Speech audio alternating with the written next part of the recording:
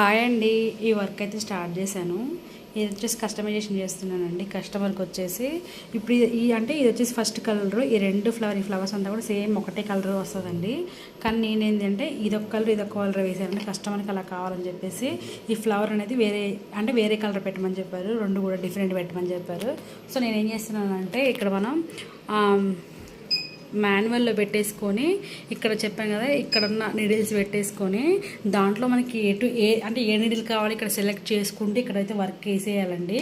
నేనైతే ఇప్పుడైతే blue colour వేస్తున్నాను. ఇది ఫస్ట్ కలరేనండి. ఇక్కడ చూడండి మీరు, ఇది ఫస్ట్ కలరే.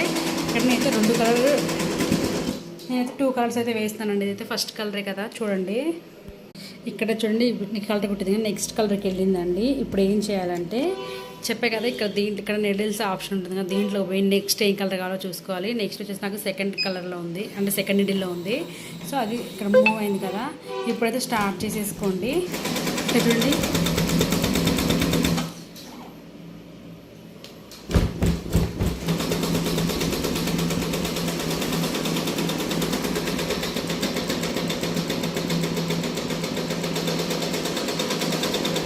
గ్రీన్ కలర్ అనేది కుట్టేస్తుందండి. ఫస్ట్ కలరేనండి ఇది. ఫస్ట్ కలర్లోనే ఇలా మనకంటే కస్టమైజేషన్ కావాలన్నప్పుడు ఖచ్చితంగా ఇలా అయితే ఇలానే వేసుకోవాలండి.